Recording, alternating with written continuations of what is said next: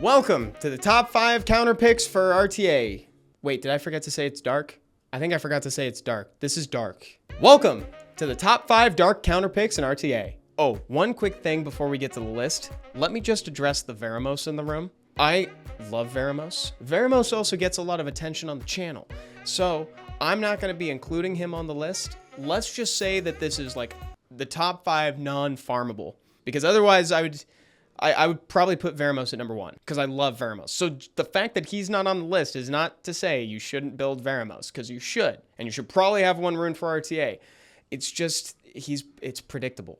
He's actually so good in RTA. You can rune him on Violent, Speed, Crit Damage, HP. The only thing to be aware of, though, is that you don't want to bring Veramos into comps that have a lot of attack bar reduction or hard crowd control, so like stun and freeze. Because he doesn't do great if his attack bar is low or if he's stunned. He can't do anything about stun. So, and he needs to attack to get the attack bar gains, okay? Give him a break, okay? There's a lot being expected of Veramos, and he does his best. Number 5, Second Awakened Miho. There was definitely a time where Miho would have been number 1 on this list, and that was when the crit rate bug was still a thing. God, I miss the crit rate bug. Miho's passive says that she can't die to critical hits, and she also counterattacks and gains a little attack bar. And I talk about this every opportunity I get, but I totally called this. When I saw that she was getting a Second Awakening, I was like, dude, this monster is going to be broken. This is going to be better than Artemio. And I was right. I was right, gosh dang it, and I'll never let it go. Beyond that, she does crazy good damage.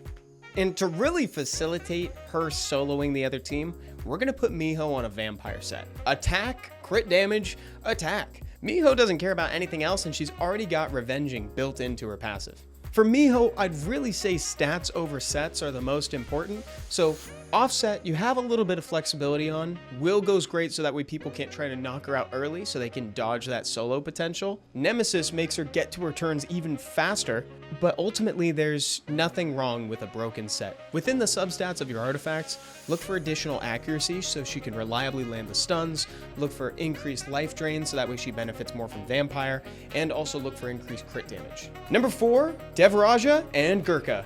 Devaraja and Gurkha are trying to do vaguely similar things. They want to control the enemy team via provokes. Gurkha's got built-in turn cycling and provokes for longer, while Devaraja's got increasing damage, and he also reflects a portion of the damage dealt to the enemy. For both of these guys, you're going to want to put them on Violent so that way they can take more turns, apply more provokes, and just keep everybody controlled.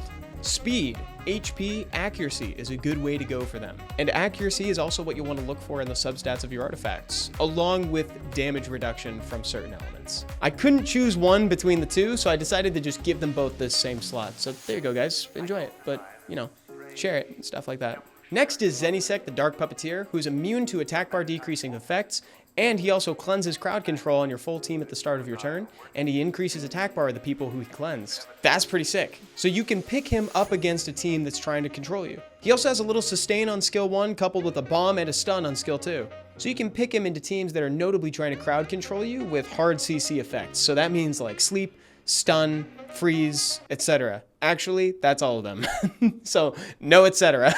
Zenik can function well on Violent, so that way he's getting his bomb and his stun back faster. You can rune him on Speed, HP, or if you want to change out that 6th slot, you can make it Accuracy or Attack to fuel the bomb, but in different ways. Then in your artifacts, look for increased accuracy on skill 2, increased recovery on skill 1, and just general damage reduction from wherever you can find it. Number 2 is Pater, the Dark Druid. Pater is essentially immune to crowd control effects because he cleanses them at the start of his turn. And he also gains attack bar when somebody strips him. What Pater offers is a great option up against CC comps. And he also offers element neutral, cleanse, and immunity. Plus, he has a little bit of damage on him. Pater has a lot of valuable skills, so you'll want to rune him on Violent so that way he gets them back faster. I like Pater's on Speed, Crit Damage, HP. Unlike his brother Abellio, his second skill actually does scale with his max HP instead of defense, so that's why the 6th slot is the way that it is. And also within your substats and your artifacts, try to find some accuracy, because he has a couple things he's trying to land in the stun on skill 1 and the provokes on skill 3. And your offset should probably be Will. Before we get to our number 1 slot, I just want to talk about one quick honorable mention, and it's Lydia, the Dark Polar Queen, who is my only LD Nat 5. In theory, Lydia acts well as a counterpick to cleave comps. Her only downfall is if your opponent knows the gimmick. So that's why she didn't make the list. Moving on. Number 1, Jackson, the Dark Sky Surfer. Jackson increases the efficacy of your attack bar increasing skills used by your allies and gives you a little bit of attack bar gain whenever your attack bar is reduced by your opponents. And he has a strip and stun on skill 2. For Jackson's main set, I've seen people rune him on either Violent or Despair with an offset of Will. Now, I'm not normally the biggest fan of putting units that only have single target skills on Despair. However, I admit it can be nice to occasionally get little stuns from him here or there when you just brought him to reduce the efficacy of people's attack bar reduction. So, between the two, I do slightly prefer Violent, but I'm okay with Despair as well. You can do speed HP on your 2, 4, and 6 slots, and then look for additional accuracy within your artifact substats. Jackson is great in tandem with monsters like Wedget, Ragdoll, Ashir, Verd, anything that wants to boost your attack bar, and he's also really good against units that are trying to reduce your team's attack bar, because in some instances, they'll end up doing the opposite, and that's the essence of a counterpick. All right, see ya.